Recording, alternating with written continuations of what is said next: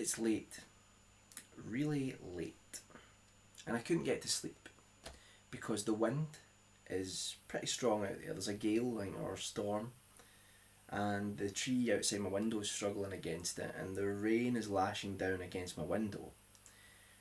And since I can't sleep, I thought, in this sort of situation, there's nothing better than to sit around with some friends and tell some scary stories. I've been thinking about doing this for a while actually. I've been researching different urban myths and legends, ones which I thought were interesting or spooky or scary, and to see what you guys made of it.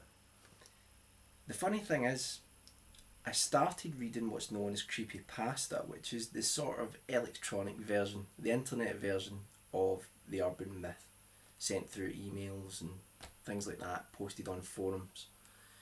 And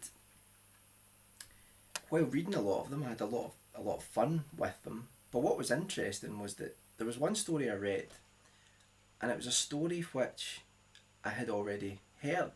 In fact, I'd heard it years ago, 15 years ago to be precise.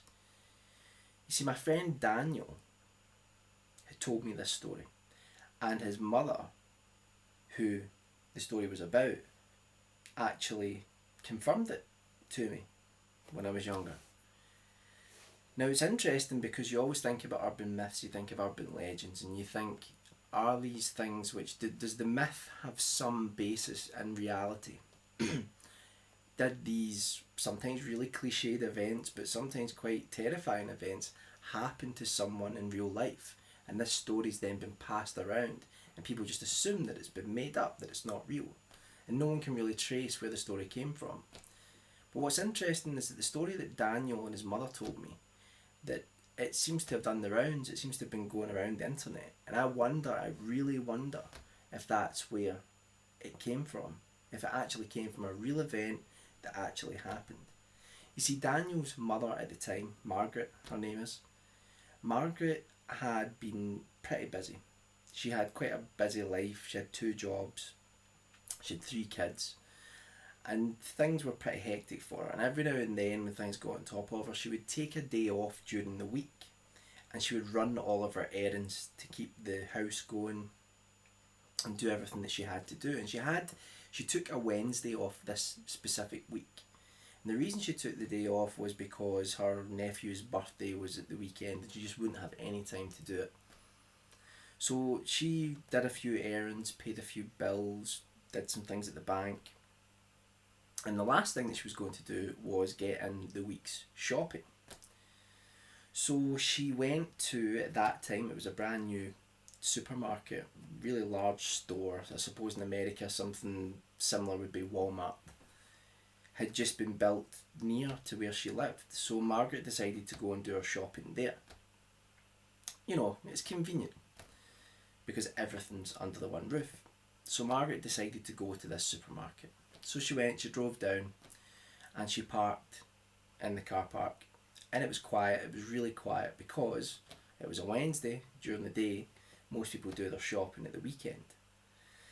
So in fact the car park was actually quite deserted. So she parked and then walked over to the supermarket. Went in, did her shopping. She actually found it quite an impressive store. But when she came out of it, she walked towards her car. There were a few other cars dotted around, but it was one of those really, really big car parks. And they can actually be quite eerie, quite strange places when they're entirely empty or almost empty. But she started walking to her car, which wasn't far from the door because she parked near to it because the place was really not too busy. But there still weren't many people around, but she noticed one person in particular. She walked to the car with her shopping, and she noticed that there was an old lady standing in the middle of the car park.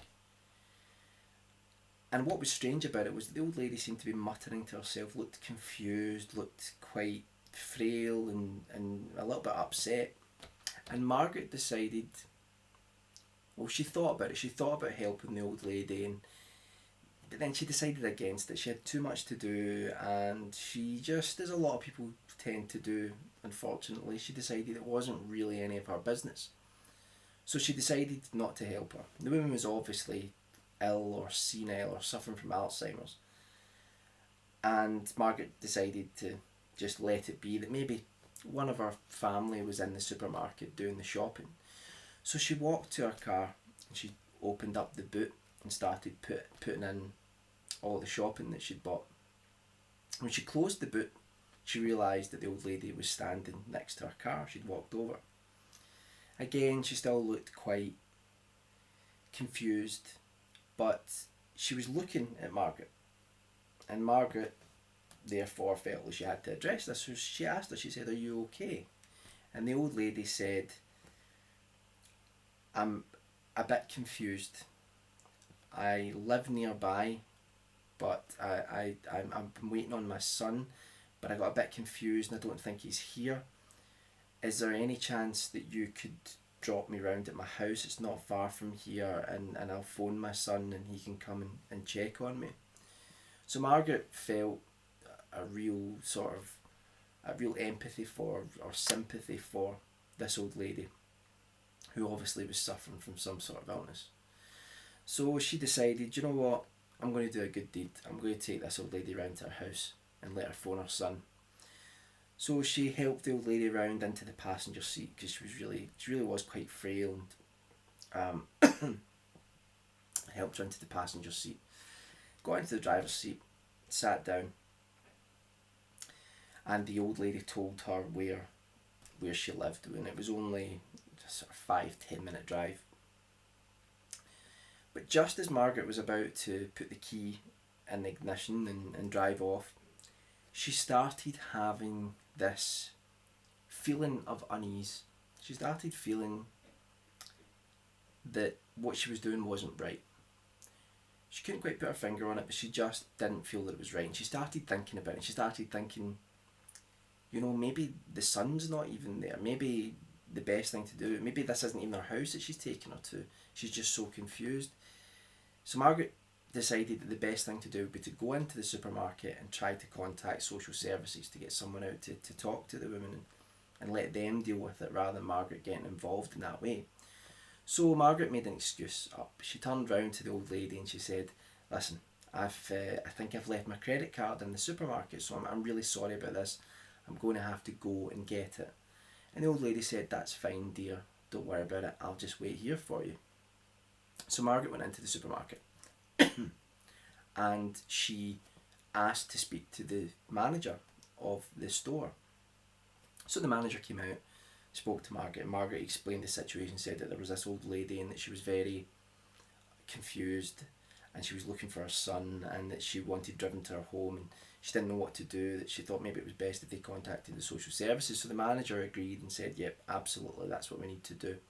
So the manager said, "Right, one of my employees will phone the police and they'll contact the social services for us. And what I'll do is I'll come out with you to your car and we'll try to just make the old lady feel at ease and try to keep her calm until they arrive."